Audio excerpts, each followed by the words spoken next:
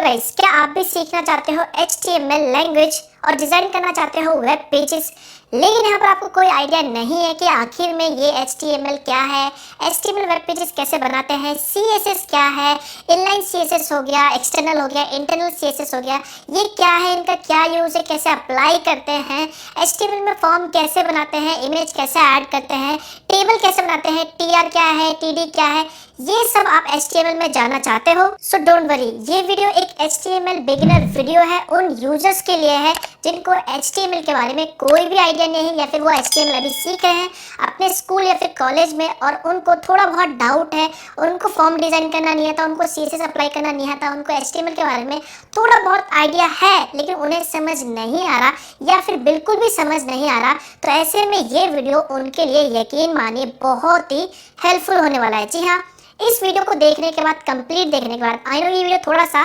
लंबा जरूर होने वाला है लेकिन मेरा यकीन मानिए, मैं आपको गारंटी देता हूँ इस वीडियो को ध्यान से देखना, अच्छे से देखना और जो कुछ भी मैं आपको बताऊं वो नोट कर लेना अपने हिसाब से और उसके बाद इसे प्रैक्टिकली ज़रूर ट्राई करना। मैं आपको 100% गारंटी देता हूं कि आप बहुत आसानी से HTML वेब पेजेस बनाना सीख जाओगे, CSS अप्लाई करना सीख जाओगे, फॉर्म बनाना तो यूँ चुटकियों में सीख जाओगे और उसके बाद आपको लगेगा ही नहीं कि वाकई में आप HTML सीख गए हैं। देखो यहाँ पे मैं आपको जो कुछ भी बताने वाला हूँ, जो कुछ भी आपको सिखाने वाला हूँ, अगर आप उसे ध्यान से नहीं सुनोगे, ध्यान से लर्न नहीं करोगे, सीखोगे नहीं, याद नहीं करोगे और उसे प्रैक्टिकली खुद घर पर ट्राई नहीं करोगे तो यहाँ पर मैं आपको कह रहा हूँ भगवान भी आके आपको HTML नहीं सिखा सकता। इसलिए यहाँ पे मैं आपको कह रहा हूँ कि जो कुछ भी मैं आपको बताने वाला हूँ, जो कुछ भी सिखाने वाला हूँ, उन सभी एक एक बातों को ध्यान से सुनना, अच्छे से सीखना अगर आप वाकई में HTML सीखना चाहते हो और उसके बाद इसे नोट कर लेना और प्रैक्टिकली ट्राई करना। आई एम श्योर आप ज़रूर HTML सीख जाओगे। आई नो यार, मैंने बहुत ज़्यादा बकवास कर लिया है, अब आते हैं हम अपने सीधे मेन टॉपिक पे। लेकिन उससे पहले एक छोटी सी बात मैं कहना चाहूँगा, हो सके तो इस वीडियो को आप अपने क्लासमेट के साथ, अपने कॉलेज मेट के साथ, जहाँ पे भी आप पढ़ाई कर रहे हो या फिर जो कोई भी आपके नज़र में है जो HTML सीख रहा है, उन सभी के साथ इस वीडियो को शेयर ज़रूर करना। हो सकता है यार उनको मदद मिल जाए, वो लोग भी अच्छे से HTML सीख जाए और हो सके तो इस वीडियो को प्लीज़ लाइक ज़रूर कर देना।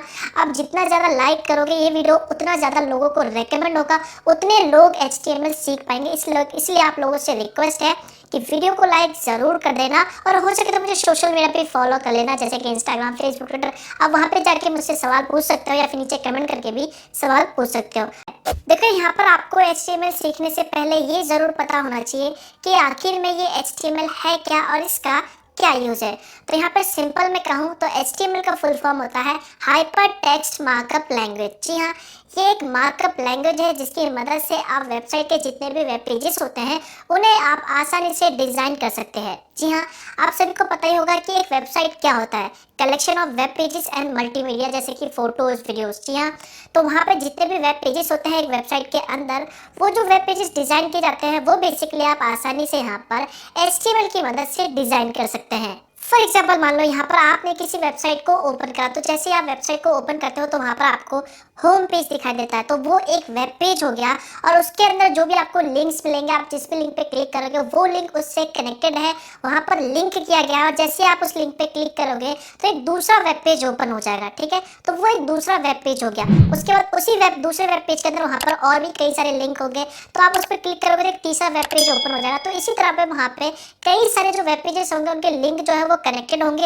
और जैसे आप उन पर क्लिक करते हो तो एक नया वेब पेज ओपन हो जाता है। तो ये जो सारा जो वेब पेज होता है वो एक दूसरे से लिंक के थ्रू कनेक्टेड होता है और इस तरह से जो वेबसाइट है वो कंप्लीट डिजाइन होता है, कंप्लीट बनता है। तो सिर्फ इसी तरह से दोस्तों यहाँ पर ये जो भी वेब पेजेस हैं एक दूसरे को लिंक करना, वेब पेजेस डिजाइन करना, उसमें टेक्स्ट कैसे लिखा हुआ है, कैसे कलर है, ये सारा का सारा आप बहुत ही आसानी से HTML की मदद से डिजाइन कर सकते हो। तो यहाँ पर HTML में आपको ये सब करने के लिए, यानी कि एक वेब पेज डिजाइन करने के लिए और उसे लिंक करने के लिए यहाँ पर आपको कई सारे टैग्स की जरूरत होती है। यहाँ पर आपको HTML वेब पेज बनाना है, स्ट्रक्चर डिजाइन करना है, कैसे हेडिंग डालनी है, कैसे इमेज डालना है, वहाँ पर कैसे लिंक डालना है। तो यहाँ पर इन सभी चीज़ों के लिए यहाँ पर आपको टैग्स की जरूरत होती है। अब आप बोलोगे ये टैग्स क्या है, तो सिंपल भाषा में कहूँ तो टैग्स ये एलिमेंट होते हैं, या फिर आप सिंपल सोच लो ये एक नाम है जहाँ पर एक टैग्स का, हर एक टैग्स का काम होता है, अलग अलग काम होता है। जैसे कि मान लो यहाँ पर आपको हेडिंग देना है, अगर आपको वहाँ पर इमेज ऐड करना है तो ये IMG टैग हो गया। ऐसे कई सारे टैग्स हैं, और मैं यहाँ पर आपको फ्रैंकली बताना चाहूँगा कि यहाँ पर HTML का जो पूरा फंडा होता है, ये HTML का पूरा जो काम होता है यहाँ पर टैग्स का ही होता है। जी हाँ, अगर आपको पता चल गया कि ये टैग्स कौन सा है, किसका क्या यूज है और इसे कैसे यूज करना है, तो यहाँ पर आपको HTML जो है वो पूरी तरह से अच्छी तरह से आ जाएगा। तो यहाँ पर आपको पता चल गया कि वेब पेजेस क्या होते हैं, HTML क्या है। देखो यहाँ पे मैं आपको बताना चाहूँगा, यहाँ पर कोई एक टैग नहीं है, 10-15 नहीं है जो मैं आपको एक वीडियो में बता दूँ। यहाँ पर कई सारे टैग हैं, और एक वीडियो में उन सभी टैग के बारे में एक्सप्लेन करना, उन सभी को प्रैक्टिकल के साथ दिखाना बिल्कुल भी पॉसिबल नहीं है।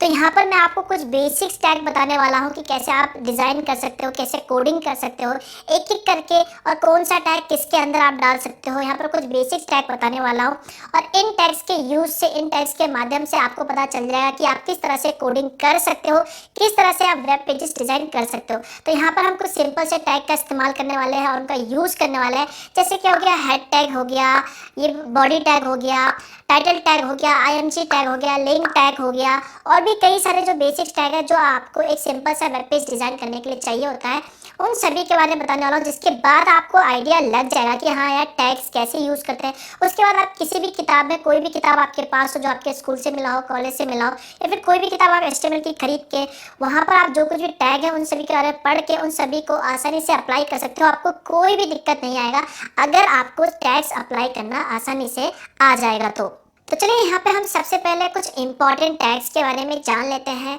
उनके बारे में अच्छे से समझ लेते हैं कि ये क्या है, इनका क्या यूज़ है।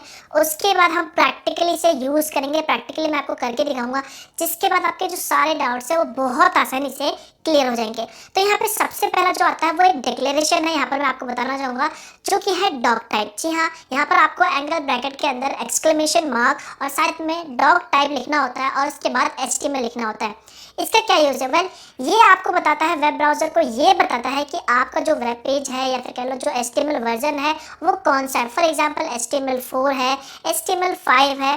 तो यहाँ पर ये जो सब चीज़ें है वो बेसिकली ये डॉग टाइप वर्जन बताता है। यहाँ पर आपको इसके बारे में ज़्यादा कुछ सोचना नहीं है, बस आपको ये याद रखना है कि जब भी आप HTML वेब पेज बनाओगे, कोडिंग स्टार्ट करोगे, तो सबसे पहले आपको वहाँ पर ऊपर में यही जो एंगल ब्रैकेट के अंदर एक्सक्लेमेशन मार्क, डॉग टाइप और HTML लिख देना है। बस आपको यही याद रखना है। आपको HTML कोड से पहले जहाँ से आपका हेड टैग स्टार्ट होगा, जहाँ से आपका जो HTML टैग है वो स्टार्ट होगा, उससे ऊपर टॉप पे आपको हमेशा ये डॉग टाइप लिखना ही होगा। बस ऐसा समझ लो, इसके बारे में ज़्यादा कुछ आपको नहीं सोचना है, बस इतना सा याद रख लेना। इसके बाद जो नेक्स्ट टैग आता है जो कि है HTML टैग। वेल, ये टैग बहुत ही इंपॉर्टेंट है और आपको इसके बारे में ज़रूर पता होना चाहिए। जब भी आप किसी भी एक HTML वेब पेज में डॉग टाइप डिक्लेयर करते हो, तो उसके बाद जो नेक्स्ट टैग आपको यूज़ करना होता है वो होता है HTML टैग। जी हाँ, यहाँ पर आपको HTML ओपन टैग और क्लोज टैग दोनों लिखने होते हैं, और इसके अंदर आप जो कुछ भी कोडिंग करोगे, यानी एक वेब पेज में जो कुछ भी कोडिंग करोगे, चाहे वो बॉडी टैग डालना हो, इमेज टेबल क्रिएट करना हो, वो सारा का सारा आपको यहाँ पर इस HTML ओपन और क्लोज टैग के अंदर लिखना होता है। ये बात हमेशा ध्यान में रखना। तो यहाँ पर ये टैग यूज़ क्या करता है, बेसिकली इसका ये यूज़ है, ये आपके वेब ब्राउज़र को ये बताता है कि आपका जो ये फाइल है जो आपने बनाया है HTML फाइल, वो एक तरह का HTML फाइल है। तो इसी की मदद से ये वेब ब्राउज़र समझ पाता है। तो इसी HTML ओपन और क्लोज टैग के अंदर जो सारा कोड है वो लिखा जाता है। ये आपको हमेशा ध्यान में रखना है, और हमेशा जो डॉग टाइप डिक्लेयर करने के बाद आपको यहाँ पर HTML ओपन और क्लोज टैग जरूर डालना होगा, ये हमेशा ध्यान में रखना। इसके बाद जो नेक्स्ट टैग आता है वो है हेड टैग। अब ये हेड टैग क्या है? ये भी एक बहुत ही इंपॉर्टेंट टैग है, और इसका भी एक्चुअल यूज आपको जरूर पता होना चाहिए। हेड टैग बेसिकली एक तरह का कंटेनर होता है। अब कंटेनर का क्या मतलब होता है? जिसमें आप कई सारी चीज़ों को डाल के सेव करके रख सकते हो, या फिर कई सारी चीज़ों को एक साथ डाल सकते हो। सेम यहाँ पर हेड टैग का भी यही काम है। हेड टैग एक तरह का कंटेनर है जहाँ पर आप कई सारी चीज़ों को, कई सारे कोडिंग्स को डाल सकते हो।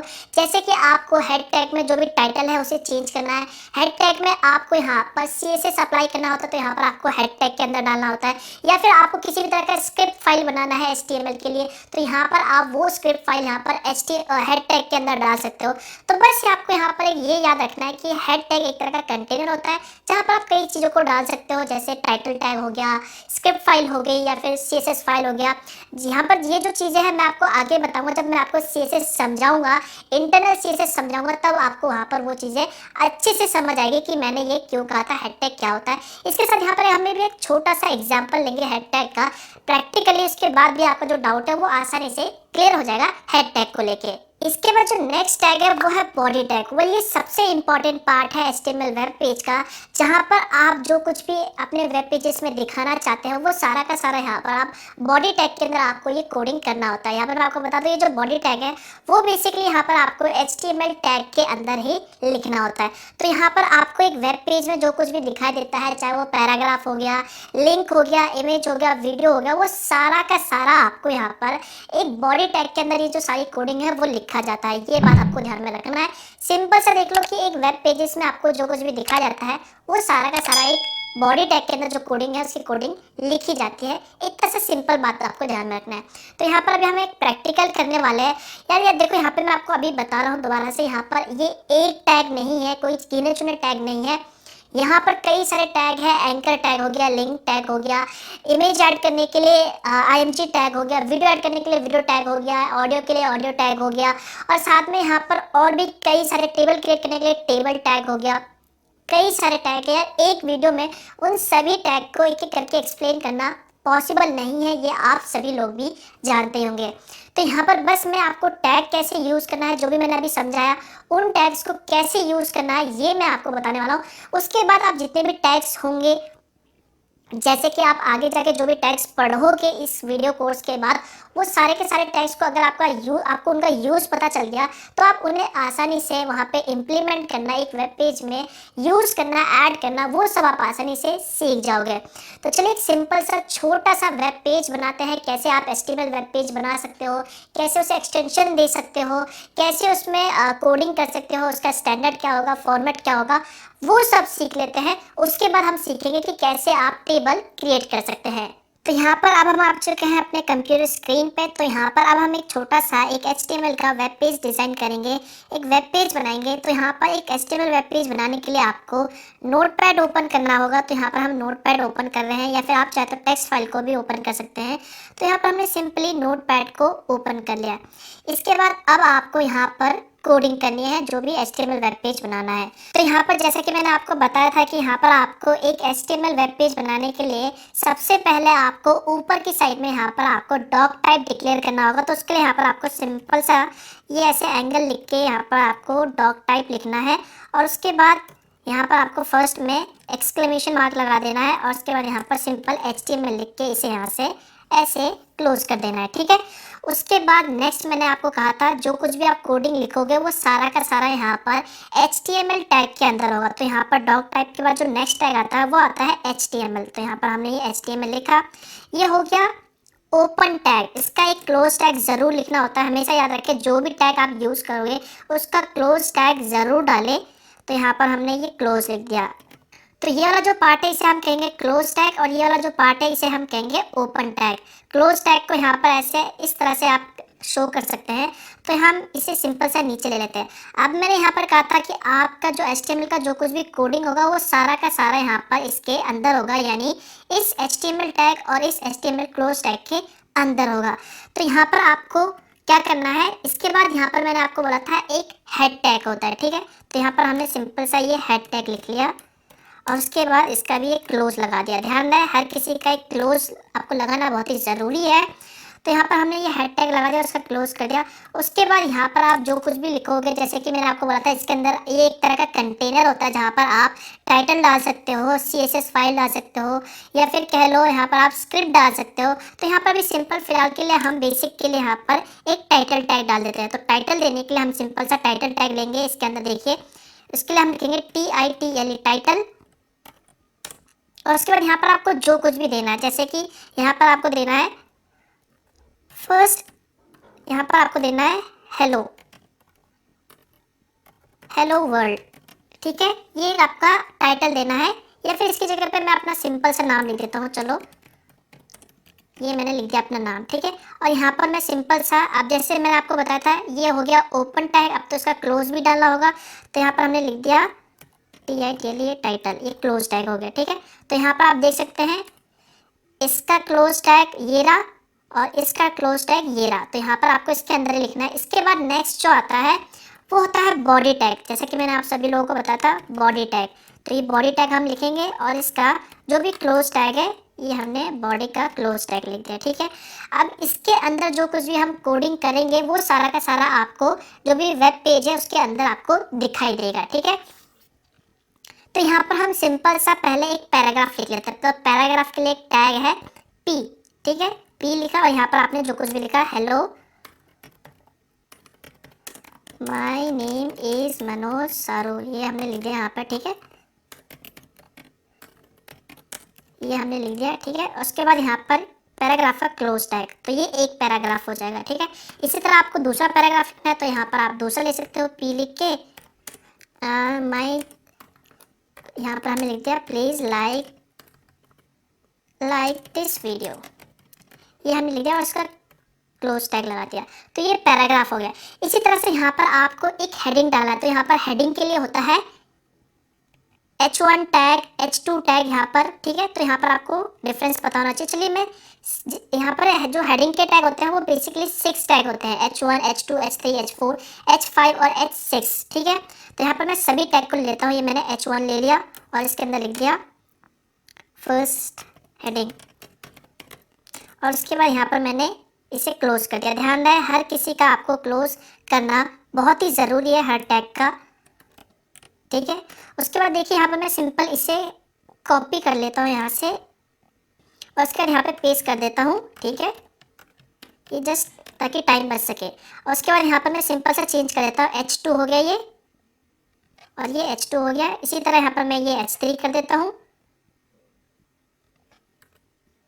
मैं यहाँ पर हेडिंग इसलिए डाला हूँ ताकि आपको अंदाज़ा हो जाए कि ये हेडिंग से क्या डिफरेंस आएगा आपको, H1, H2, और यहाँ पर 4 डाल दिया और यहाँ पर 4, तो इस तरह से 6 हेडिंग होते हैं, ये आपको ध्यान में रखना है। अभी आपको समझ आ जाएगा जब मैं आपको इसका रिजल्ट दिखाऊंगा।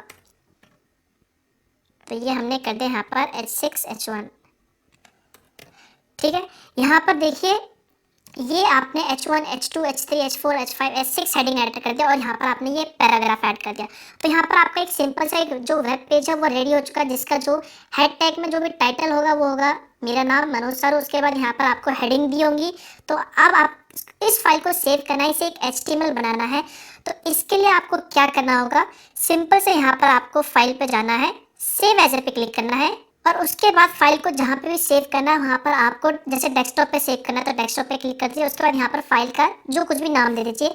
फॉर एग्जांपल यहाँ पे दे देता हूँ मैं फाइल, यहाँ पे HTML फाइल 1 दे देता हूँ। और उसके बाद यहाँ पर आपको हमेशा ध्यान रखना है, यहाँ पर आपको डॉट डाल के HTML लिखना है, ये हमेशा ध्यान रखिए।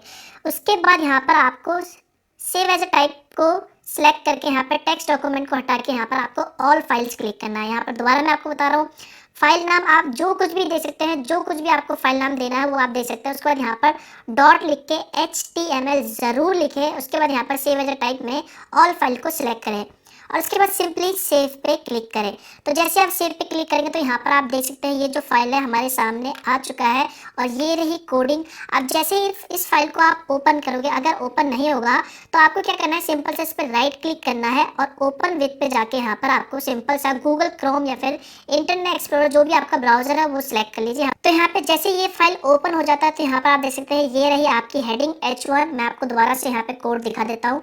ये देखिए ये जो आपने कोड लिखा था H1 ये रहा, H2 ये रहा, H3 ये रहा, H4 ये रहा, H5 ये रहा, H6 ये रहा। तो यहाँ पर आपको डिफरेंस पता चल जाएगा, ये बड़ा है फिर उससे छोटा फिर उससे छोटा। और उसके बाद जो भी आपने पैराग्राफ लिखे थे, देखिए ये जो पैराग्राफ आपने लिखे थे वो ये रहे, हेलो माय नेम इज। और यहाँ पर जो भी आपने टाइटल लिखा था, देखिए टाइटल ये रहा मनोज सारू, ये टाइटल बेसिकली ये रहा ऊपर की साइड आप देख सकते हैं ये टाइटल है। तो ये एक सिंपल सा HTML फाइल है जहाँ पर मैंने आपको ये बताया कि कैसे आप ये कोडिंग कर सकते हो, कैसे कोडिंग लिखने का तरीका होता है, कैसे आप कोडिंग ऐड करते हो, कैसे आप टैग यूज़ करते हो। इसके अलावा यहाँ पर मान लीजिए बहुत सारे टैग होते हैं, मैंने आपको बताया कोई एक टैग नहीं है। फॉर एग्जांपल मान लो यहाँ पर आप इन दोनों के बीच में यहाँ पर आप एक इमेज ऐड करना चाहते हो, ठीक है। तो इमेज ऐड करने के लिए यहाँ पर सिंपल सा एक कोड है img टैग, ठीक है। img टैग आपने टाइप करा, उसके बाद यहाँ पर आपको सिंपल सा लिखना है सोर्स का जो शॉर्टकट है वो है src। सोर्स लिख के यहाँ पर इक्वल साइन लगा के यहाँ पर आपको डबल कोट लिख के इसके अंदर जो भी आपके इमेज का जो भी लोकेशन है, जो भी URL है, वो आपको यहाँ पे डालना होगा। फॉर एग्जांपल यहाँ पर मेरे इमेज का नाम है मनोज सारू और .png, ठीक है। यहाँ पर मैं आपको समझाता हूँ इसका मतलब। मैंने इसे मिनिमाइज कर दिया, देखिए ये रहा, ये इमेज है, ये मनोज सारू .png, ये एक इमेज है। आप इन दोनों के बीच में यहाँ पर वेब ब्राउजर में शो करना चाहते हैं तो यहाँ पर आपको सिंपल सा ये लिखना है और उसके बाद आपको क्या करना है, सिंपल सा इस टैग को क्लोज कर देना है। यहाँ पर मैं आपको बता दूँ img टैग अगर आप यूज़ कर रहे हो तो यहाँ पर आपको किसी भी तरह के क्लोजिंग टैग लगाने की ज़रूरत नहीं है। यहाँ पर सिंपल सा जो इसका सिंटैक्स है वो आपको एंगल ब्रैकेट के अंदर img लिखना है, src लिखना है और जो कुछ भी इमेज का सोर्स है। ध्यान रहे यहाँ पर ये जो इमेज है और ये दोनों फाइल है ये सेम लोकेशन पे है, तो यहाँ पर आपको पूरा जो पाथ है, पूरा जो लोकेशन है वो डालने की ज़रूरत नहीं है। बस सिंपल से इसका नाम लिख दीजिए और जो भी फाइल फॉर्मेट है, जैसे png है तो png लिख दीजिए। यहाँ पर आपको फाइल फॉर्मेट पता करना है तो सिंपल इस पर राइट क्लिक कीजिए, प्रॉपर्टीज़ पे क्लिक कीजिए, यहाँ पर आपको दिख जाएगा png। देखिए तो यहाँ पर आपको करना क्या है, अगर मान लीजिए ये जो इमेज है वो दूसरे लोकेशन में है तो इसके लिए आपको क्या करना होगा, सिंपल से यहाँ पर देखिए ये लोकेशन आपको दिख रहा है, इस लोकेशन को कॉपी करना होगा और इसके आगे स्लैश लगा के ये आपको यहाँ पर टाइप करना होगा स्लैश लगा के, ठीक है। ये बात हमेशा ध्यान में रखें। अब इसके बाद क्या करते हैं, इस फाइल को हम सिंपली यहाँ से सेव करते हैं। ध्यान रखें जब भी आप कोई चेंजेस करना चाहते हैं तो यहाँ पर आपको हर बार फाइल को सेव करना होगा, ठीक है। उसके बाद हम दोबारा से अपने उस वेब पेज को खोलते हैं। देखिए ये रहा, अब हमने यहाँ पर ये इमेज जो है वो ऐड करा है इसके टैग, यानी ये हेडिंग टैग और ये पैराग्राफ में, ठीक है। तो इनके बीच में आना चाहिए इमेज। तो चलिए हम इसे रीलोड करते हैं। तो देखिए जैसे हमने रीलोड करा तो ये जो इमेज है वो बेसिकली यहाँ पर आ गया। इसके बाद यहाँ पर अगर आपको इनके साइज छोटे बड़े करने हैं तो सिंपल सा आपको यहाँ पर प्रॉपर्टी यूज़ करनी होगी या फिर कह लो एट्रीब्यूट्स यूज़ करना होगा। हाइट ये हमने डाल दिया 50, ठीक है। और उसके बाद विड्थ डाल दिया WITH विड्थ, ये डाल दिया हमने 50। और उसके बाद यहाँ पर हमने सिंपल सा इस फाइल को सेव कर दिया। उसके बाद हम देखिए यहाँ पर रीलोड करते हैं तो ये जो इमेज है वो देखिए छोटा हो गया, देखिए कितना छोटा हो गया। तो इस तरह से आप यहाँ पर जो भी इमेज का जो भी साइज़ है, जो भी इसे बॉर्डर देना चाहते हो, जो भी इमेज ऐड करना चाहते हो वो आप ऐड कर सकते हो। सेम इसी तरह यहाँ पर अगर आपको वीडियो ऐड करना है तो आप वीडियो टैग यूज़ करोगे। सेम इसी तरह यहाँ पर अगर आपको ऑडियो ऐड करना है तो आप ऑडियो टैग यूज़ करोगे। इस तरह से यहाँ पर आप कई सारे जो टैग है वो यूज़ कर सकते हो। अब ये आप पे डिपेंड करता है कि आप उस इमेज को कहाँ पे, उस चीज़ को कहाँ पे दिखाना चाहते हो। फॉर एग्जांपल आप यहाँ पे दिखाना चाहते हो तो सिंपल सा आप चाहते हो इस हेडिंग के ऊपर हो तो सिंपल सा आपको इस टैग को कॉपी करके यहाँ पर लिख देना है। उसके बाद फाइल को सेव करके रीलोड करेंगे तो आपको सेम वो जो इमेज है वो दिख जाएगा। तो यहाँ पर देखिए मैं दोबारा से इसे सेम वैसे ही कर देता हूँ, इमेज को दोबारा से बड़ा कर देता हूँ ताकि ये और सही दिखे। ये मैंने सेव कर दिया और उसके बाद रीलोड करेंगे तो देखिए इमेज बड़ा हो गया।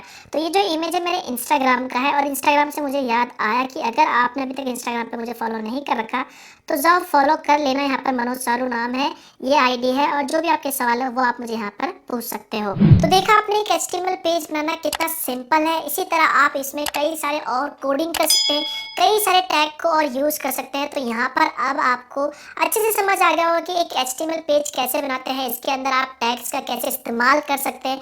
यहाँ पर मैंने आपको एग्जाम्पल भी दिखा दिया, img टैग यूज़ करके, पैराग्राफ लिख के भी दिखा दिया, हेडिंग्स यूज़ करके भी मैंने आपको दिखा दिया और उस इमेज के साइज़ को कैसे छोटा करते हैं एट्रीब्यूट्स की मदद से, जैसे हाइट वेट हो गया। ये सब आपको आसानी से समझ आ गया होगा। तो इसी तरह दोस्तों यहाँ पर आपको और टैग्स के बारे में भी अच्छे से जानना होगा, उनका यूज़ जानना होगा। यहाँ पर आपको अब यूज़ तो करना आ गया होगा, बस आपको पता होना चाहिए कि कौन सा टैग किस काम आता है। तो आपको एक एक करके सारे जो टैग्स है वो सभी को अच्छे से जान लेना है, उनका यूज़ जान लेना है। उसके बाद आप उन टैग्स को ऐसे ही यूज़ कर सकते हैं। यहाँ पर आप सभी लोगों को मैं बताना चाहूँगा फिर से कि देखो इस वीडियो में, एक सिंगल वीडियो में उन सभी टैग्स को पूरे को एक सिंगल साथ उनका यूज़, उनका प्रैक्टिकली यूज़ करके दिखाना पॉसिबल नहीं है। आप सभी लोग भी अच्छी तरह जानते हैं। यहाँ पर बस मैं आपको वो डाउट्स क्लियर कर रहा हूँ, बस मैं आपको बता रहा हूँ कि टैग्स होते क्या हैं, कैसे यूज़ करते हैं।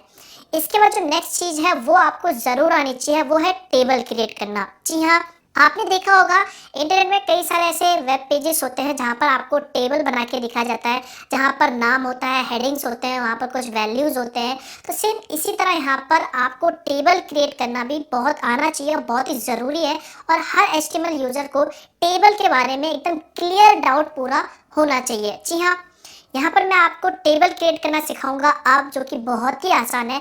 तो यहाँ पर सेम इसी तरह से अगर आपको टेबल क्रिएट करना है तो यहाँ पर टेबल क्रिएट करने के लिए आप बॉडी टैग में अगर आपको टेबल यूज़ करना है, टेबल बनाना है, तो यहाँ पर इसके लिए आप सिंपल सा टेबल टैग का यूज़ करोगे।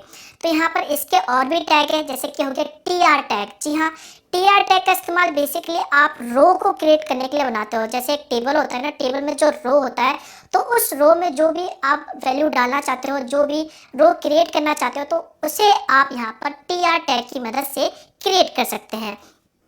इसके अलावा यहाँ पर टी आर टैग के अंदर आपको एक टी एच यानी टेबल हेडिंग टैग भी डालना होता है, जो कि बहुत ही ज़रूरी है।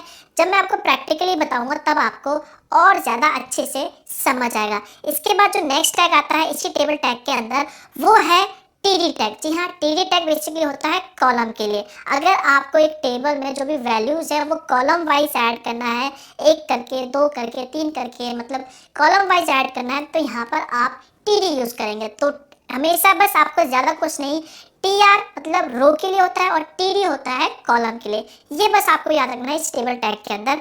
चलिए मैं आपको अब सीधा प्रैक्टिकल करके दिखाता हूँ, फिर आपके जो सारे डाउट्स है इस टेबल टैग को लेके वो आसानी से क्लियर हो जाएगा और आप भी चुटकियों में जो टेबल है एचटीएमएल के अंदर वो क्रिएट कर सकते हैं। तो चलो अब हम आ चुके हैं अपने कंप्यूटर स्क्रीन पे। अब हम यहाँ पर एक सिंपल सा एक टेबल क्रिएट करने वाले हैं, ठीक है। तो टेबल क्रिएट करने के लिए यहाँ पर सिंपल सा मैं ये सब चीज़ों को डिलीट कर देता हूँ। सिर्फ यहाँ पर एक चीज़ रखता हूँ, हेडिंग 1 रखता हूँ। इमेज को भी मैं डिलीट कर देता हूँ और ये मैंने पैराग्राफ को भी हटा दिया, ठीक है। सिंपल से यहाँ पर मैंने हेडिंग रखा है और यहाँ पर हम एक मार्कशीट लिख देता हूँ मैं। ये मैंने मार्कशीट लिख दिया, ठीक है। और उसके बाद यहाँ पर हम सिंपल सा एक मार्कशीट टेबल क्रिएट करने वाले हैं, ठीक है। तो यहाँ पर जैसा कि मैंने आपको बताया था, इसे आप बॉडी टैग के अंदर यूज़ करोगे। तो बॉडी टैग के अंदर आपको टेबल क्रिएट करना है, तो यहाँ पर इसके लिए सबसे पहले आपको टेबल टैग का यूज़ करना होगा। तो ये रहा TABLE टेबल टैग, ठीक है। और उसके बाद इसे यहाँ पर बंद कर दिया और उसके बाद इसका क्लोजिंग टैग, ठीक है। और इसके अंदर हमें जो कुछ भी कोडिंग करनी है टेबल टैग क्रिएट करने के लिए वो हम यहाँ पर यूज़ करेंगे। तो यहाँ पर टेबल टैग के अंदर दो पॉपुलर टैग है, जो कि है TR जो कि है टेबल रो और TD जो कि है टेबल डेटा। मतलब रो क्रिएट करने के लिए आप TR टैग का यूज़ करोगे, ठीक है। और इसके अंदर जो भी डेटा आपको फिल करना है या फिर कह लो कॉलम में डेटा डालना है, उसे आप बेसिकली TD की तरफ यूज़ करोगे। तो यहाँ पर मैं सिंपल सा TR मैंने लिख दिया, ठीक है। ये हो गया टेबल रो, ठीक है। अब यहाँ पर हम मान लीजिए हमें हेडिंग देनी है, ठीक है। हम 3 रो क्रिएट करेंगे, जहाँ पर पहले रो में होगा, ये हमने टेबल हेडिंग के लिए TH लिख दिया और उसके बाद यहाँ पर पहले लिख दिया इंग्लिश, ठीक है। मार्कशीट बना रहे हैं हम और ये TH बंद कर दिया। ध्यान रहे यहाँ पर मैं आपको हर बार बताता हूँ, जिसका भी ओपनिंग टैग होगा उसका क्लोज टैग होता है, लेकिन कुछ ऐसे टैग भी होते हैं जिन्हें आपको क्लोज करने की ज़रूरत नहीं होती है, ठीक है। तो यहाँ पर सिंपल से ये मैंने TH लिख दिया, एक टेबल हेड, तो ये एक रो बन जाएगा, एक रो बन जाएगा। इसके बाद दूसरा रो यूज़ करना है, तो यहाँ पर हम ये सिंपल से लिख देते हैं। चलो इसे भी यहीं पे नीचे ले आते हैं, ये लिया हमने और यहाँ पर हमने लिख दिया TH, ठीक है। और उसके बाद मैथ्स लिख देते हैं यहाँ पर और ये हमने TH लिख के बंद कर दिया।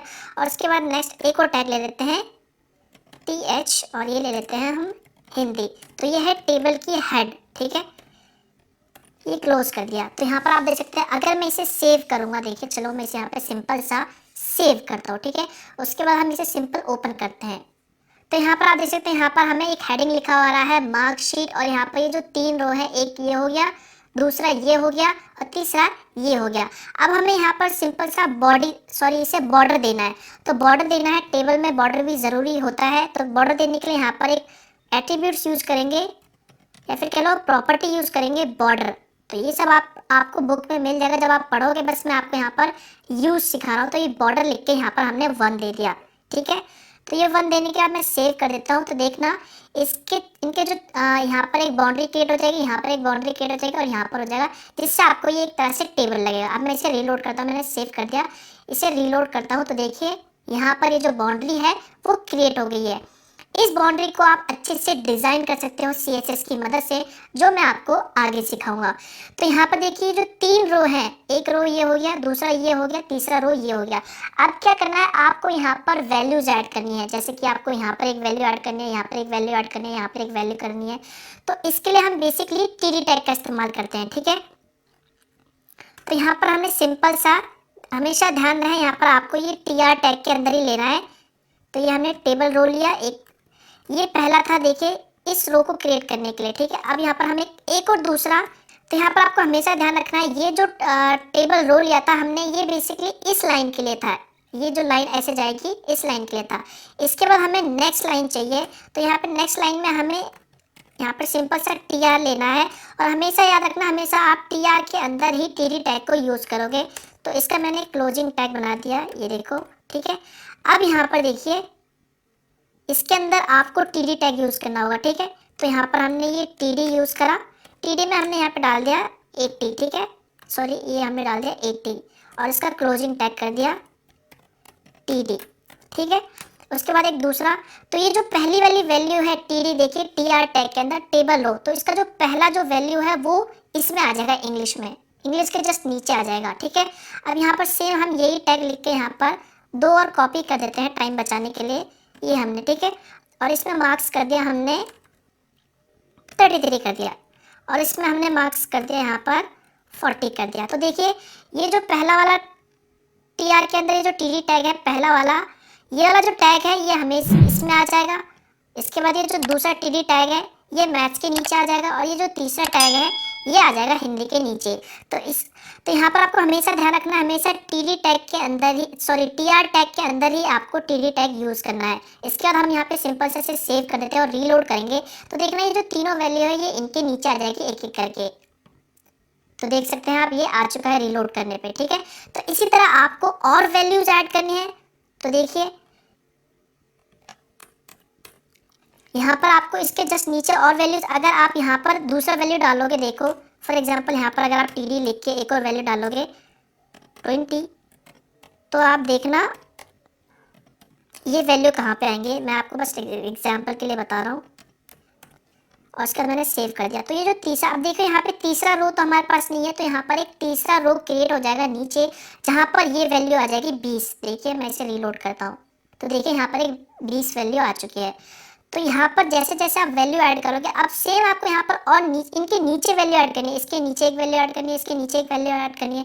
तो यहाँ पर आप TR TD टैग को सिंपल सा इसे मैं यहाँ पर रिमूव कर देता हूँ, ये वाले को, ठीक है। इसके अलावा यहाँ पे आप सेम इसको कॉपी कर लेना और इसका यहाँ पे पेस्ट कर देना, जितने आप यूज़ करोगे, देखो यहाँ पर।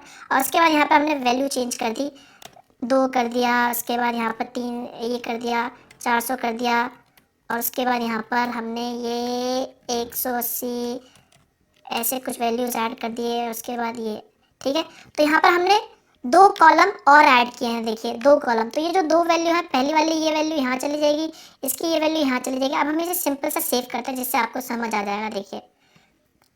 तो देखिए यहाँ पर इस तरह से आप कॉलम में ऐड कर सकते हैं, ठीक है। तो यहाँ पर हर कॉलम में ऐड करने के लिए आपको हर एक TR टैग लेना होगा और उसके अंदर TD टैग लिखना होगा, और उसके बाद जो भी वैल्यू आपको ऐड करना है वो आपको यहाँ पर TD टैग के अंदर लिखना होगा। तो इस तरह से आप कॉलम वाइज ऐड करते जा सकते हैं। तो देखा आपने कितना आसान है, कैसे आप टेबल टैग की मदद से इसके अंदर TR टैग यूज़ करके, TD टैग यूज़ करके बहुत ही आसान से एक टेबल क्रिएट कर सकते हैं HTML फाइल के अंदर। तो आपने देखा ये कितना आसान है। सिर्फ इसी तरह दोस्तों यहाँ पर नेक्स्ट आपको एक चीज़ ज़रूर पता होनी चाहिए HTML में, जो कि है फॉर्म क्रिएट करना। जी हाँ, आपने देखा होगा इंटरनेट पे आपको कई सारे ऐसे फॉर्म होते हैं, रजिस्ट्रेशन फॉर्म होते हैं, जहाँ पर आपसे डेटा भरवाया जाता है, आपसे टैक्स भरवाया जाता है, आपका पासवर्ड लिया जाता है, ईमेल आईडी लिया जाता है, और वहाँ पर आपको सामने सबमिट बटन भी दिखाई देता है। तो जैसे आप सबमिट पे क्लिक करते हो तो आपका जो डेटा है वो चला जाता है। तो यहाँ पर अगर आपको ये सब चीज़ क्रिएट करना है, एक सिंपल सा फॉर्म क्रिएट करना है, रजिस्ट्रेशन फॉर्म, तो वो सब भी आप बहुत आसानी से यहाँ पर HTML की मदद से कर सकते हैं। तो यहाँ पर HTML में फॉर्म्स को क्रिएट करने के लिए सिंपल सा फॉर्म टैग का इस्तेमाल किया जाता है, लेकिन इसके अंदर और भी कई सारे इंपॉर्टेंट एट्रीब्यूट्स है, प्रॉपर्टीज है और कई सारे टैग है जो आपको पता होना चाहिए। यहाँ पर मैं आपको कुछ सिंपल से टैग बताने वाला हूँ।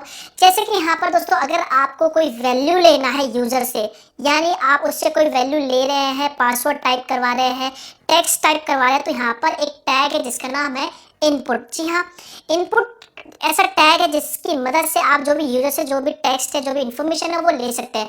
फॉर एग्जांपल यहाँ पर आपको किसी का नाम डलवाना है, किसी की थोड़ी सी जानकारी चाहिए, डिटेल चाहिए, तो यहाँ पर आप इनपुट लिखोगे, टाइप लिखोगे और उसके बाद लिखोगे टेक्स्ट, क्योंकि आप टेक्स्ट के फॉर्मेट के रूप में लेना चाहते हो।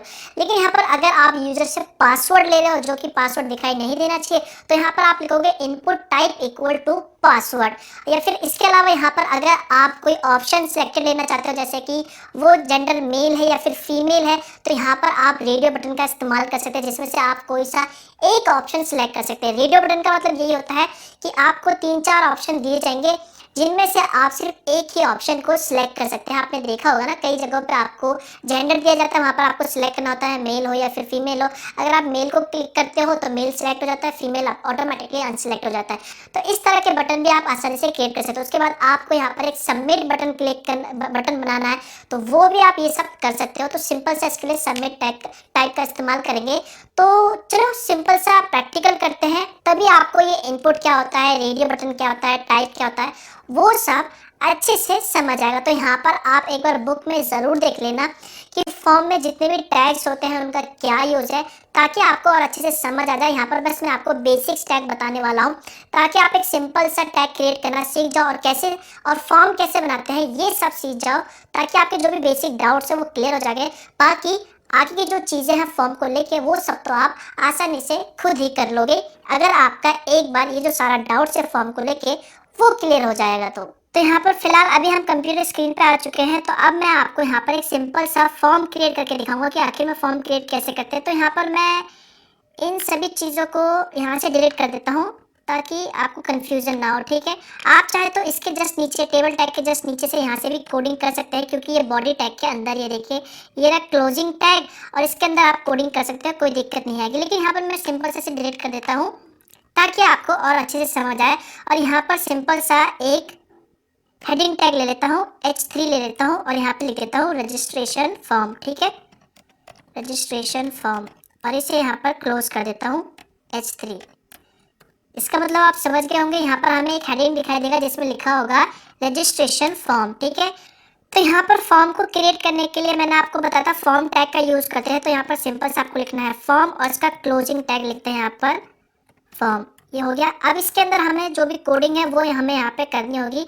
तो मैं इसे सिंपल से एंटर करके नीचे ले आता हूँ और यहाँ पर हम जो भी कोडिंग लिखेंगे फॉर्म की वो होगा। अब यहाँ पर हमें यूजर से वैल्यू लेना है, टेक्स्ट फॉर्म में लेना है। तो उसके लिए मैंने आपको बताया था इनपुट टैग का यूज करेंगे। तो हम यहाँ पे लिख देते हैं इनपुट और उसके बाद आपको यहाँ पे लिखना होगा टाइप, ये होगी इसका एट्रीब्यूट या फिर कह लो प्रॉपर्टी।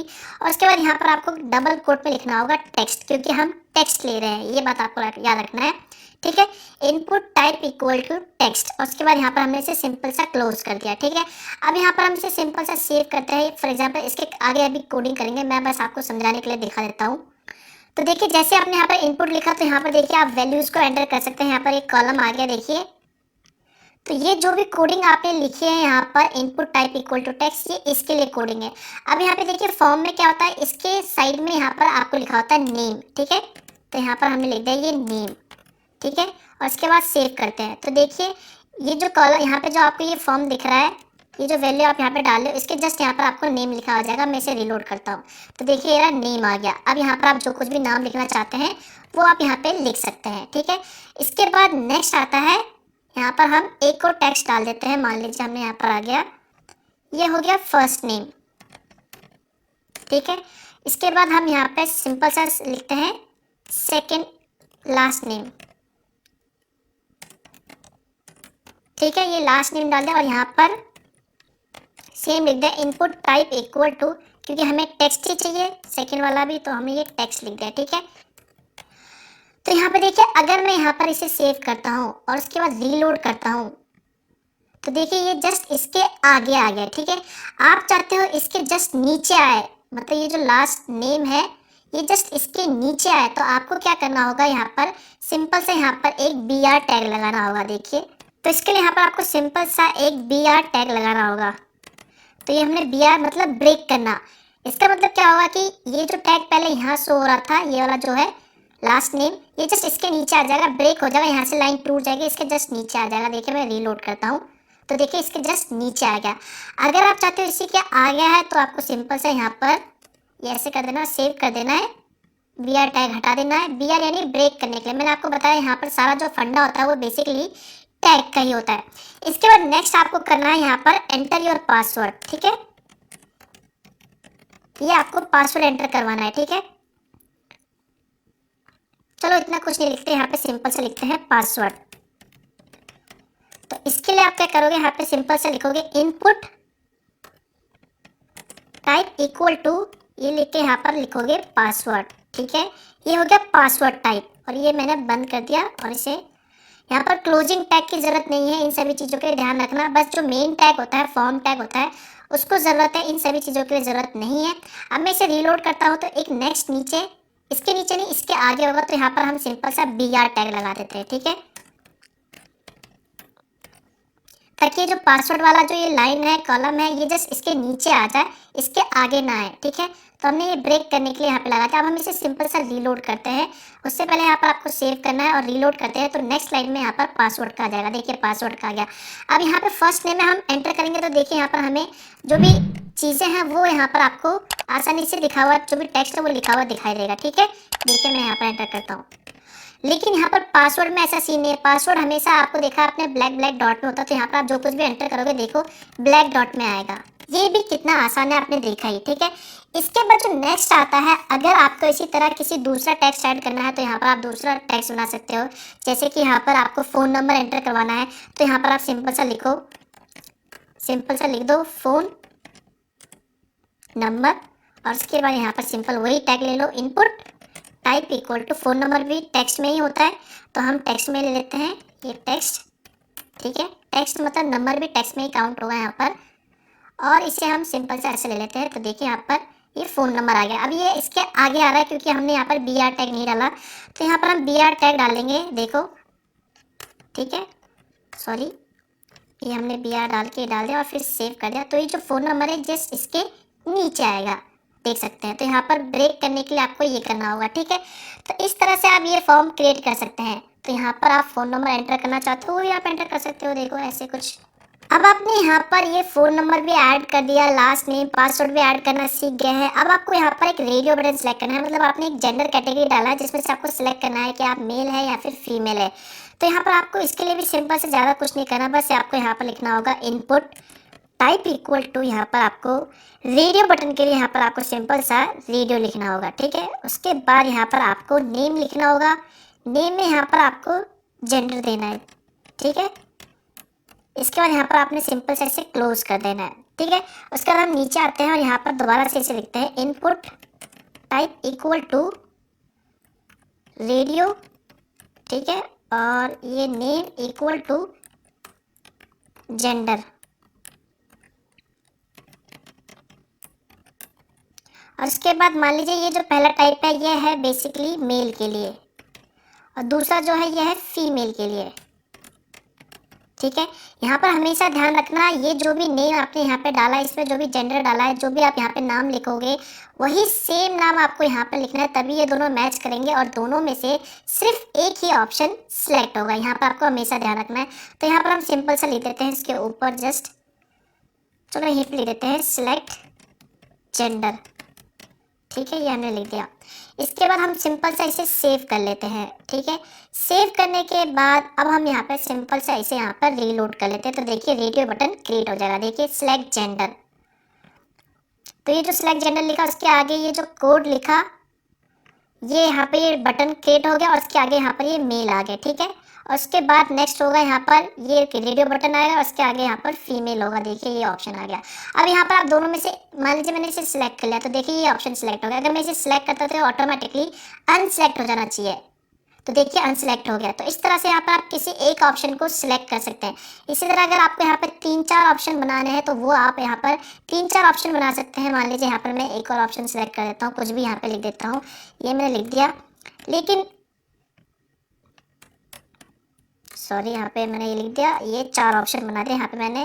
और यहाँ पे लिख देता हूँ मैं कुछ भी, ये ए और यहाँ पर ये मैंने दूसरा लिख दिया। सॉरी, यहाँ पर आपको ये जो नेम है ये सबका सेम ही रखना है, ये बात आपको ध्यान में रखना है, तभी ये एक दूसरे से मैच होंगे। सॉरी, ये मैंने जेंडर सेम रख दिया और यहाँ पर मैंने इनका नाम चेंज कर दिया, यहाँ पे ए और यहाँ पर मैंने इनका नाम रख दिया बी। अब यहाँ पे 4 ऑप्शन आ जाएंगे हमारे पास, देखिए। ठीक है, अब मैं इसे यहाँ पे सिंपल सेव करता हूँ। यहाँ पर ध्यान रहे हमेशा जो नेम है ये सब में सेम होना चाहिए, तभी ये चारों ऑप्शन एक दूसरे से कनेक्टेड होगा। चारों में से सिर्फ एक ऑप्शन सिलेक्ट होगा। देखिए यहाँ पर मैं रीलोड करता हूँ तो ये 4 ऑप्शन आ गया। अब यहाँ पर देखिए मैं इस ऑप्शन को सिलेक्ट करता हूँ, ये ऑप्शन सिलेक्ट हो गया। अगर मैं इसे सिलेक्ट करता हूँ तो ये ऑटोमेटिकली अनसिलेक्ट हो जाना चाहिए। देखिए, तो यहाँ पर चारों में से आप सिर्फ एक ऑप्शन को ही सिलेक्ट कर सकते हैं। तो इस तरह से आप फॉर्म में रेडियो बटन बना सकते हैं। इन सभी चीज़ों के बाद जो नेक्स्ट आता है वो है सबमिट बटन। जी हाँ, आपने देखा होगा कई सारे फॉर्म में वहाँ पर आपको एक सबमिट का बटन ज़रूर देखने को मिलता है। तो यहाँ पर आप सबमिट बटन भी बहुत आसानी से HTML में क्रिएट कर सकते हैं। उसके लिए आपको यहाँ पर एक टैग लिखना होगा बटन। जी हाँ, बटन लिखना होगा और उसके बाद यहाँ पर आपको लिखना होगा टाइप। ठीक है, तो यहाँ पर ये बटन टैग है, उसका टाइप लिख के यहाँ पर आपको सिंपल सा सबमिट दिखना होगा। ये हमने सबमिट लिख दिया और उसके बाद यहाँ पर आपको वैल्यू देनी है। ये हमने वैल्यू दे दी, मतलब आपको क्या नाम देना है इस बटन का। तो यहाँ पर हम सबमिट लिख देते हैं, ये हमने सबमिट लिख दिया और उसके बाद सिंपल सा इसे यहाँ पर ये एंगल ब्रैकेट और उसके बाद इसका जो क्लोज टैग है वो हम यहाँ पे दे देते हैं। ये हमने दे दिया क्लोज टैग बटन। ठीक है, और उसके बाद यहाँ पर हम ये लिख देते हैं सिंपल सा इसके बीच में सबमिट, SUBMIT, सबमिट लिख दिया और इसे हम सिंपल सा सेव कर देते हैं। तो देखिए यहाँ पर आप देख सकते हैं ये जो वैल्यू है ये इसमें सबमिट में चला गया और ये टाइप है, ये है मतलब एक सबमिट बटन है। और उसके बाद यहाँ पर आपने जो कुछ भी लिखा वो बेसिकली यहाँ पर आपको शो हो जाएगा। तो यहाँ पर आप ये भी लिख सकते हैं सबमिट, SUB सबमिट फॉर्म, ये आपने लिखा और सिंपल सा आपने यहाँ पर इसे सेव कर दिया। तो देखिए यहाँ पर सबमिट फॉर्म आ जाएगा। देखिए, तो इसे हम यहाँ पे जस्ट नीचे की साइड लाना चाहते हैं तो यहाँ पर हम सिंपल सा BR टैग डाल देते हैं नीचे लाने के लिए। ये हमने डाल दिया तो ये नीचे आ जाएगा जस्ट इसके। देखिए, ठीक है, तो इस तरह से एक फॉर्म जो है वो कंप्लीट हो जाता है। इसके बाद यहाँ पर मैं आपको एक और चीज़ बताना चाहूँगा जो कि है प्लेस होल्डर। जी हाँ, आपने देखा होगा कई सारे नाम के आगे यहाँ पर हल्का सा लाइट कलर में लिखा होता है एंटर योर नेम। तो वो कैसे लिख सकते हैं, यहाँ पर एक एट्रीब्यूट है, प्रॉपर्टी है जिसका नाम है प्लेस होल्डर। देखिए प्लेस होल्डर जहाँ पे आप लिखोगे डबल कोट लिखा के यहाँ पे लिखोगे एंटर योर नेम। तो देखिए इसका क्या मतलब होता है, यहाँ पर आप सेव कर दोगे तो हमने ये लिखा फर्स्ट नेम के आगे मतलब इसके अंदर, तो यहाँ पर हमें एक लाइट कलर में लिखा हुआ आएगा एंटर योर नेम। देखिए मैं सिंपल सा रीलोड करता हूँ तो देखिए यहाँ पर ये लाइट कलर में आ गया एंटर योर नेम। तो यहाँ पर जैसे हम टाइप करेंगे तो वो हट जाएगा। तो इस तरह से यहाँ पर आप हर जगह पे लिख सकते हैं। फॉर एग्जांपल यहाँ पर आपको पासवर्ड में लिखना है तो यहाँ पर आप सिंपल सा टाइप करोगे place holder equal to double quote में यहाँ पर enter your password, enter password, और ये लिख के यहाँ पर आप सिंपल सा इसे सेव कर देंगे। तो यहाँ पर आपको ये प्रॉपर्टीज याद रखनी होंगी, ये एट्रीब्यूट्स याद रखने होंगे। तो देखिए यहाँ पर एंटर योर पासवर्ड आ गया। तो इस तरह आप हर जगह पे ऐड कर सकते हैं। तो देखा आपने कितने आसानी से आप यहाँ पर HTML की मदद से एक फॉर्म क्रिएट कर सकते हो, नेम एंटर करवा सकते हो, पासवर्ड डलवा सकते हो, एक रेडियो बटन बना सकते हो, सबमिट बटन बना सकते हो और प्लेस होल्डर ऐड कर सकते हो। आपने देखा कितना आसान है। यहाँ पर मैं आपको बताना चाहूँगा फॉर्म में और भी कई सारे प्रॉपर्टीज होते हैं, कई सारे एट्रीब्यूट्स होते हैं, कई सारे टैग होते हैं जो आपको पता होना चाहिए। ये एक सिंपल है जिससे मैं आपको ये बता रहा हूँ कि आपको आइडिया हो जाएगा कि हाँ फॉर्म किस तरह से डिज़ाइन करते हैं, फॉर्म किस तरह से बनाते हैं। तो यहाँ पर आप उन सारे प्रॉपर्टीज के जो भी फॉर्म के बचे हुए हैं, जो टैग्स बचे हुए हैं, जो एट्रीब्यूट्स बचे हुए हैं, उन सभी को आप पढ़ोगे, एक बार उन्हें ट्राई करने की कोशिश करोगे तो आपसे आसानी से हो जाएगा। बस यहाँ पर मेरा जो मोटो था वो था आप लोगों को ये बताना कि कैसे फॉर्म क्रिएट होता है। इन सभी चीजों के बाद जो नेक्स्ट टॉपिक आता है, जो कि लास्ट टॉपिक है और बहुत ही इंपॉर्टेंट है। अभी तक आपने देखा कि जो कुछ भी आपने डिजाइन करा, जो कुछ भी आपने फॉर्म बनाया, जो कुछ भी आपने पेज बनाया, वो सब आपको एक सादा सादा दिख रहा था। तो यहाँ पर इन सभी चीजों को डेकोरेट करने के लिए, स्टाइलिश बनाने के लिए, कलर डालने के लिए यहाँ पर नेक्स्ट टॉपिक आता है, जो कि है CSS। जी हाँ, अब आप बोलोगे ये CSS क्या है? तो CSS का जो फुल फॉर्म है वो है कास्केडिंग स्टाइल शीट। वेल, इसकी मदद से आप अपने वेब पेजेस को डेकोरेट करना चाहते हो, स्टाइलिश बनाना चाहते हो, डिजाइन करना चाहते हो, उसमें कलरफुल ऐड करना चाहते हो और भी कई सारी चीजें, मतलब एक सिंपल से वेब पेज को यहाँ पर आप एक बहुत ही अच्छा अट्रैक्टिव स्टाइलिश पेज बनाना चाहते हो, तो यहाँ पर ये सब आप बहुत आसानी से CSS यानी कि कास्केडिंग स्टाइल शीट की मदद से बना सकते हो। यहाँ पर मैं आपको बताना चाहूंगा कि CSS को 3 पार्ट में डिवाइड किया गया है। एक है इनलाइन CSS, दूसरा है इंटरनल CSS और तीसरा है एक्सटर्नल CSS। आइए एक एक करके इन तीनों के बारे में जान लेते हैं, इनका प्रैक्टिकल यूज जान लेते हैं, जिसके बाद आपको बहुत आसानी से जो CSS है वो समझ आ जाएगा। उसके बाद आप अपने जो भी वेब पेजेस है उसे और ज़्यादा स्टाइलिश बना सकते हो। देखो यहाँ पे CSS में आपको कई सारे ऐसे एट्रीब्यूट्स मिलेंगे, प्रॉपर्टीज मिलेंगे जो आपको पता होना चाहिए। जब अगर आपके पास एक किताब है HTML की, आपके स्कूल या कॉलेज की, तो वहाँ पर आप CSS पढ़ना, वहाँ पर आपको कई सारी और चीज़ें मिलेंगी, जैसे कलर हो गया, फॉन्ट हो गया, इटैलिक या बोल्ड करना है तो उसके लिए आपको फॉन्ट लिखना होगा, उसके बाद यहाँ पर आपको इटैलिक बोल्ड लिखना होगा, ये सारे एट्रीब्यूट्स हो गए।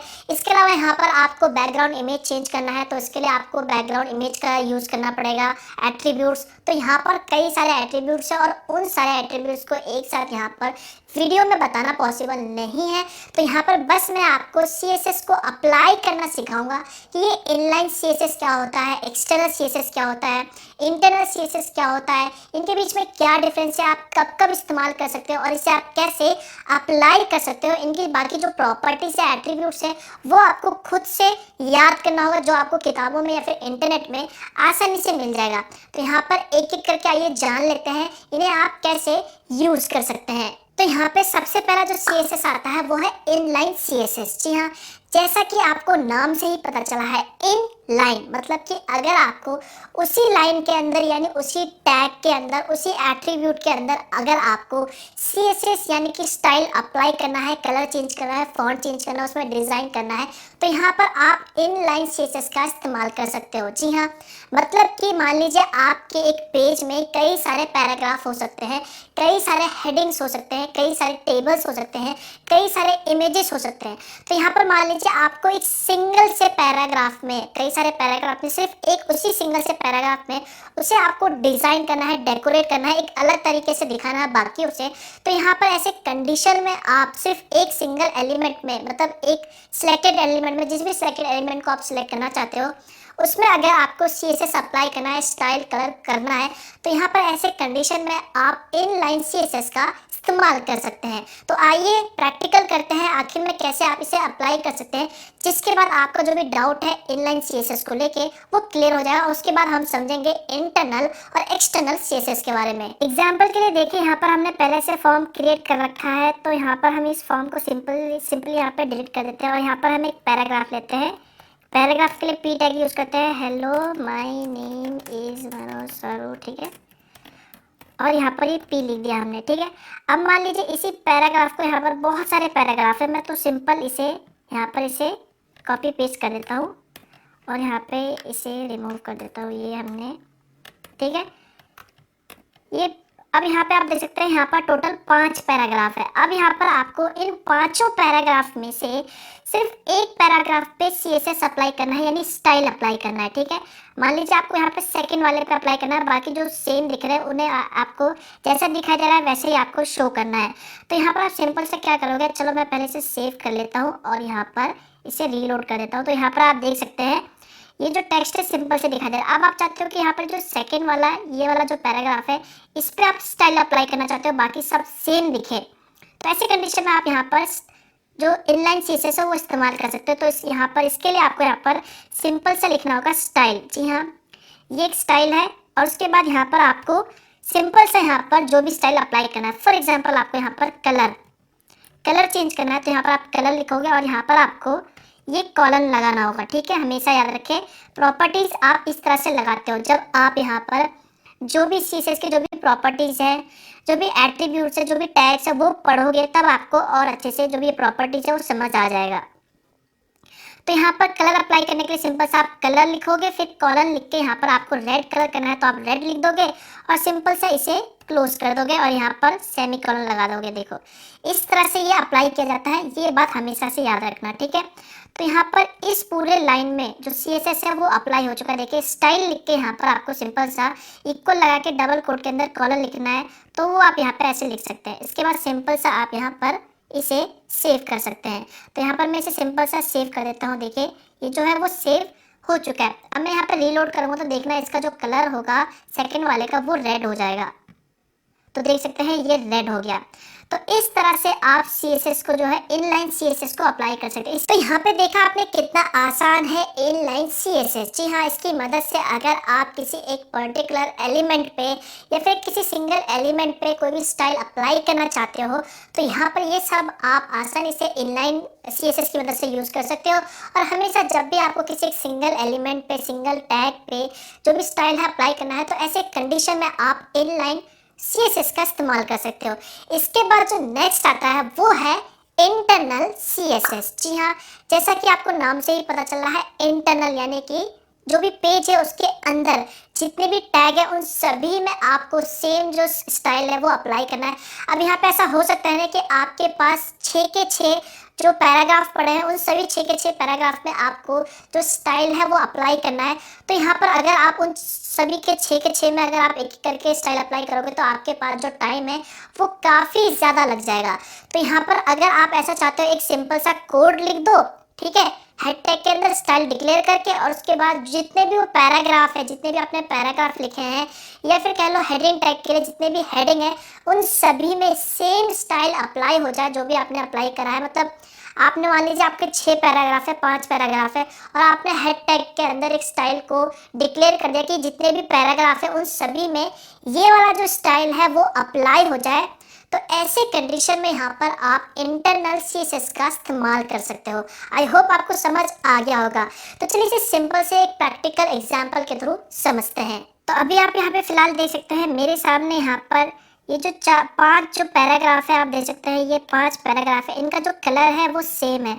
अब यहाँ पर मान लीजिए मुझे पांचों में सेम कलर लगाना है तो मैं यहाँ पर एक एक करके कोडिंग करूँगा, इनमें जाके यहाँ पर इनलाइन CSS अप्लाई करूँगा, तो इसके लिए काफ़ी ज़्यादा टाइम लग जाएगा। लेकिन यहाँ पर एक मैं सिंपल सा कोड लिखूँ जिससे इन सभी में ऑटोमेटिकली जो कलर है, जो स्टाइल है वो अप्लाई हो जाए। तो ऐसे कंडीशन में आप इंटरनल CSS का इस्तेमाल कर सकते हैं। तो यहाँ पर इंटरनल CSS को अप्लाई करने के लिए आपको हमेशा ध्यान रखना है, आपको जो भी इंटरनल CSS का जो भी कोडिंग है, स्टाइल का जो भी कोडिंग है वो बेसिकली आपको हेड टैग के अंदर लिखना होगा। और मैंने आपको बताया था कि हेड टैग एक कंटेनर है जहाँ पर आप कई सारे टैग को डाल सकते हो और उसके बाद इसे अप्लाई कर सकते हो। जैसे कि हो गया टाइटल, CSS हो गया, और साथ में यहाँ पर आप स्क्रिप्ट लिख सकते हो, तो वो सब आप यहाँ पे हेड टैग के अंदर कर सकते हो। तो यहाँ पर आपको सिंपल सा जो भी इंटरनल स्टाइल शीट होगा उसकी जो कोडिंग होगी वो आपको हेड टैग के अंदर करना होगा, ये बात हमेशा ध्यान रखें। तो यहाँ पर आपको सिंपल सा लेना होगा स्टाइल टैग। जी हाँ, यहाँ पर आपको टैग लेना होगा स्टाइल का, ठीक है। आपको इनलाइन में नहीं लेना पड़ता था लेकिन यहाँ पर आपको इंटरनल में लेना पड़ेगा। अब हम इसे उसके बाद यहाँ पर आप जो कुछ भी कोडिंग करेंगे, फॉर एग्जांपल यहाँ पर आपको इन सभी पैराग्राफ में जो कलर है, जो स्टाइल है वो अप्लाई करना होगा।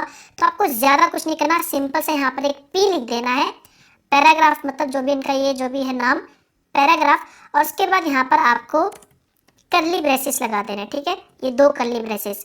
उसके बाद जो भी आपको यहाँ पर प्रॉपर्टी लगानी है, जो भी स्टाइल लगाना है वो आप इसके अंदर लिख सकते हैं। फॉर एग्जांपल यहाँ पर आपको कलर चेंज करना है तो यहाँ पर आप सिंपल सा कलर लिख दोगे, कॉलन लगा दोगे, और उसके बाद यहाँ पर आपको बस लिखना होगा जो भी कलर है। फॉर एग्जांपल आपको रेड कलर लगाना है तो यहाँ पर आप सिंपल सा रेड कलर लगा सकते हैं, और उसके बाद आपको यहाँ पर क्या करना है, सिंपल सा ये सेमी कॉलन लगा देना है, ठीक है। इस तरह से आप प्रॉपर्टी ऐड कर सकते हो। इसके अलावा यहाँ पर अगर आपको फॉन्ट स्टाइल चेंज करना है या फिर बैकग्राउंड चेंज करना है तो वो प्रॉपर्टी भी आप यहाँ पे ऐड कर सकते हो। तो यहाँ पर सिंपल सा देखिए मैं इसे सेव कर देता हूँ, ठीक है। तो यहाँ पर इस एक छोटे से कोड की वजह से, यानी इतने छोटे से कोड की वजह से देखिए इन सभी में जो स्टाइल है वो ऑटोमेटिकली अप्लाई हो जाएगा। तो देखिए सारा का सारा जो है वो ऑटोमेटिकली रेड हो गया। इसके अलावा यहाँ पर मान लीजिए मैं कोई दूसरा पैराग्राफ भी ऐड करता हूँ। देखिए ये कुछ भी ऐसे टाइप करके, ठीक है, तो उसके बाद यहाँ पे मैंने, तो इसमें भी जो स्टाइल है वो ऑटोमेटिकली ऐड हो जाएगा। देखिए ये भी रेड कलर का ही होगा। देखिए तो इस तरह से जितने भी पैराग्राफ है उन सभी में रेड कलर जो है वो अप्लाई हो जाएगा। सेम इसी तरह अगर आपको हेडिंग में ऐड करना है, देखिए यहाँ पर दो हेडिंग है, H1 हेडिंग ये है, ये भी H1 हेडिंग है, और यहाँ पे ये H2 हेडिंग है। तो यहाँ पर आप चाहते हो H1 जितने भी हेडिंग है सब में कलर चेंज हो जाए, तो आपको सिंपल से यहाँ पे क्या करना है, सिंपल से यहाँ पे लिखना है H1, उसके बाद यहाँ पर आपको कर्ली ब्रेसेस लगाना है, उसके बाद यहाँ पर कलर लिख के उसका जो भी यहाँ पर आप चेंज करना चाहते हैं, फॉर एग्जाम्पल यहाँ पर आपको चाहे इसका कलर करना है ब्लू नहीं, हम ग्रीन कर देते हैं। ये हमने ग्रीन कर दिया और ये लगा दिया, उसके बाद कर्ली ब्रेसेस बंद कर दिया और सिंपल सा हमने इसे सेव कर दिया। तो जितने भी H1, ये H1 है और ये H1 है, तो ये जो कलर है वो ग्रीन हो जाएगा। तो यहाँ पर आप देख सकते हैं ये जो कलर है वो ग्रीन हो गया।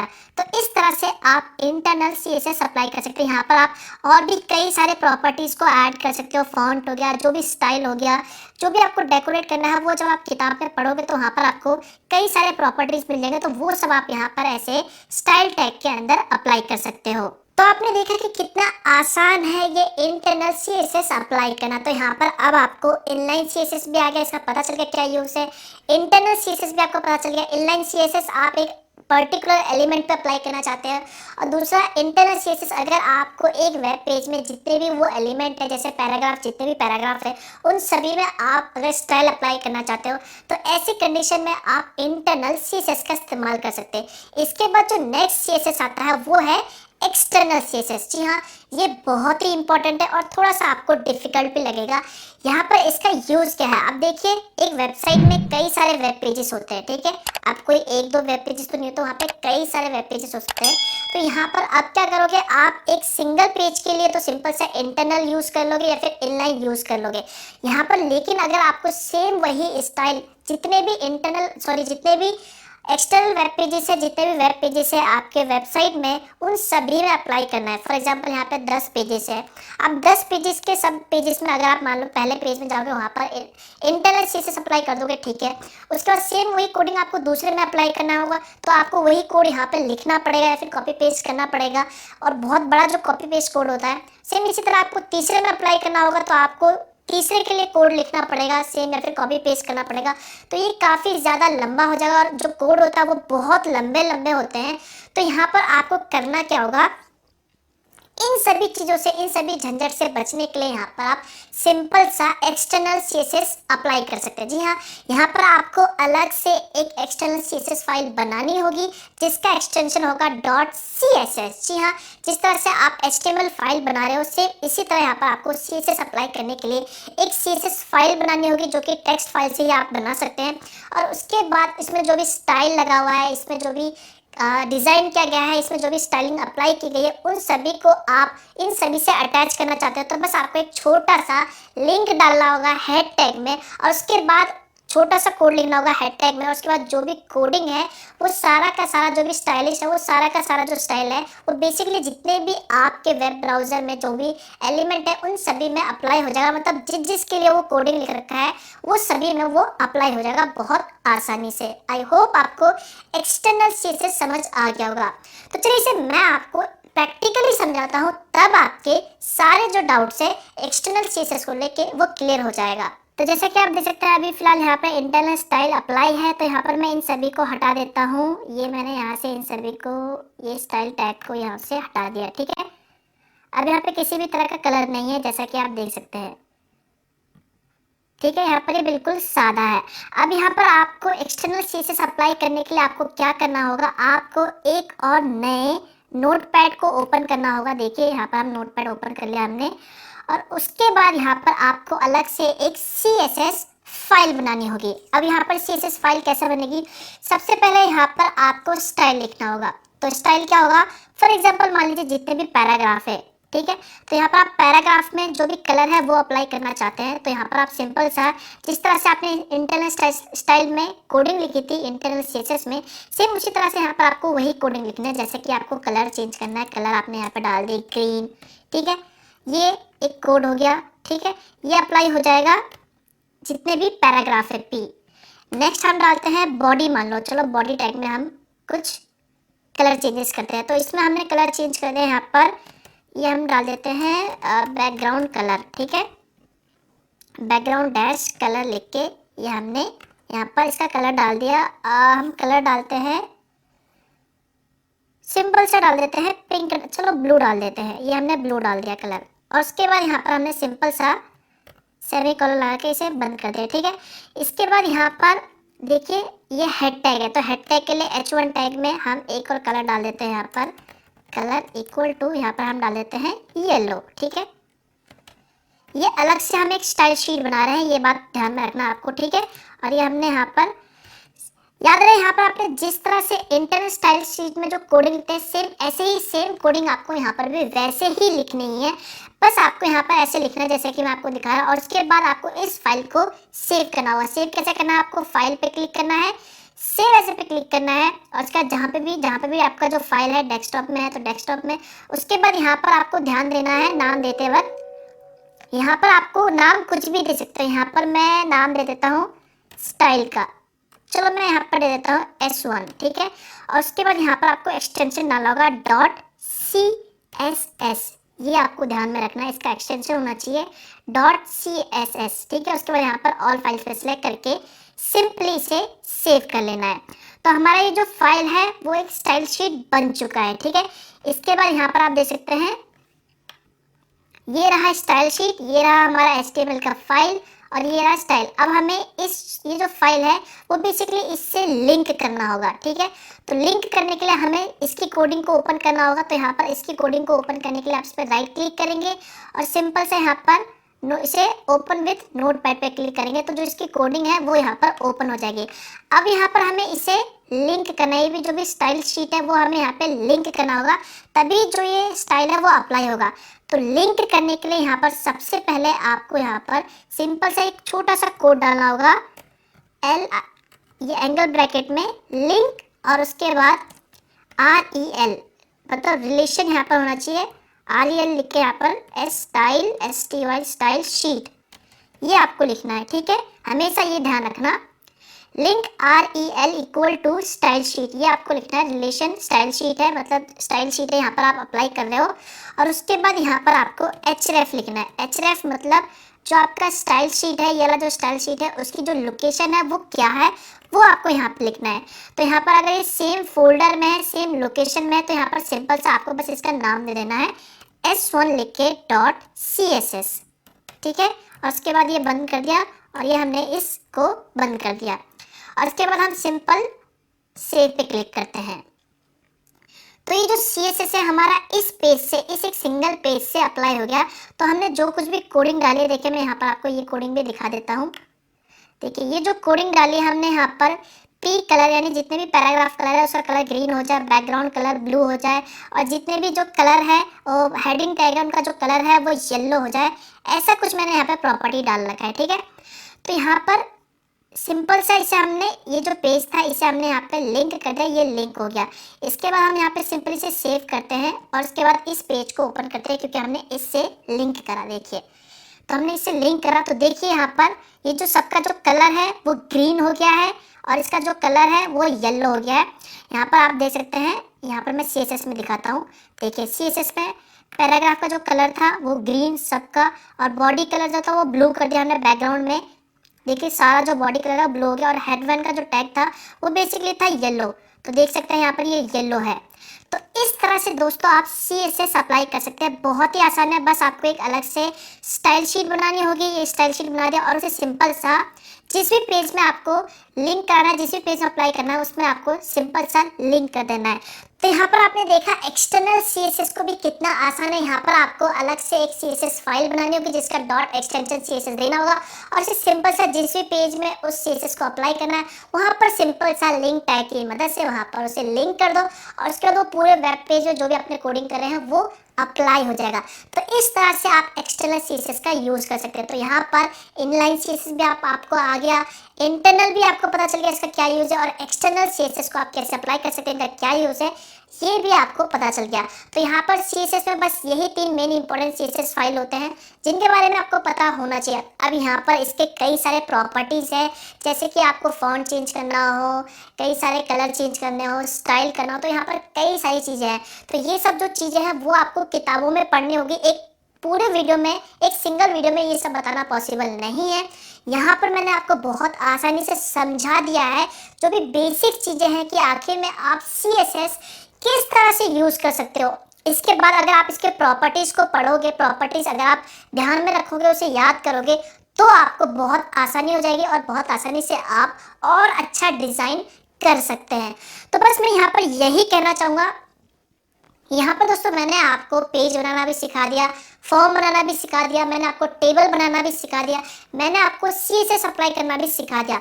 अब इसके बाद यहाँ पर कई सारे और भी चीज़ें आती हैं HTML में, जैसे एनिमेशन हो गया, ग्राफिक हो गया, और भी कई सारी जो बहुत आगे लेवल के हैं वो भी आपको आनी चाहिए। लेकिन ये जो बेसिक्स चीज़ें हैं जो एक बिगिनर्स को ज़रूर पता होनी चाहिए HTML सीखते वक्त, वो मैंने आपको अच्छे से समझा दिया। मैंने आपको समझा दिया कि किस तरह से CSS अप्लाई करते हैं, किस तरह से टेबल क्रिएट करते हैं, किस तरह से फॉर्म बनाते हैं।